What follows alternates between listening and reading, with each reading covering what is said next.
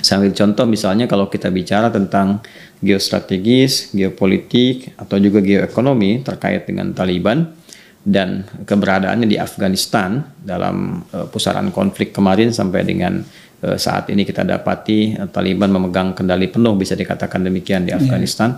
Saya kira yang paling memiliki pengalaman yang teraktual dalam kondisi kini itu ada 2 orang di Indonesia ya.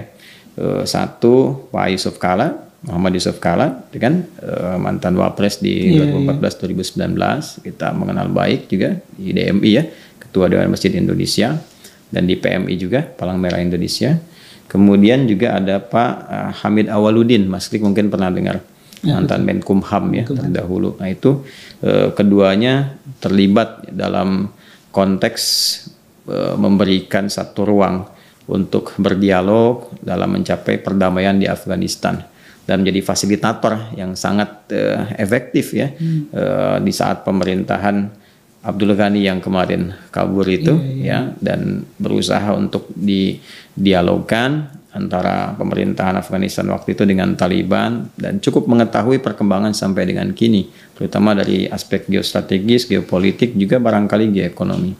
Kalau kita mau bicara tentang pemahaman keagamaan, juga ada 2 tokoh di Indonesia yang juga masuk dalam kafilah yang sama gitu ya, grup yang sama, gugus tugas lah istilah kerennya sekarang yang sama dari pemerintahan Indonesia yang saat itu juga diterima sebagai mediator dan fasilitator untuk perdamaian di Afghanistan. Ya selain Pak Yusuf Kalla, ada Pak Hamid Awaludin, juga ada Pak Kiai Haji Muhyiddin Junaidi, Wakil Ketua Dewan Pertimbangan MUI. Kemudian ada Kiai Haji Abdul Qayyum, Gus Qayyum itu termasuk yang juga rajin dimintakan gitu ya, keterlibatan di sana. Dari sudut pandang keagamaannya juga cukup baik, dan beliau juga mendapatkan sertifikat juga dari sana ya, sebagai salah satu kontributor lah untuk bisa mendapatkan perdamaian di Afghanistan, dan juga memberikan satu referensi-referensi keislaman yang bisa menjadi inspirasi bagi warga Afghanistan yang dipraktikkan di sini di Indonesia.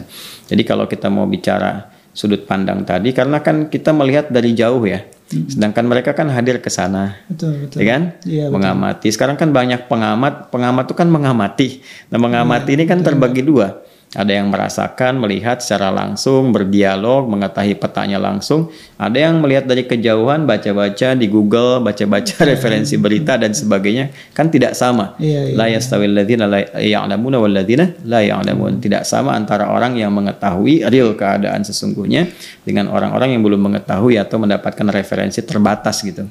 Sama dengan orang misalnya belajar manasik tapi belum pernah ke Mekah.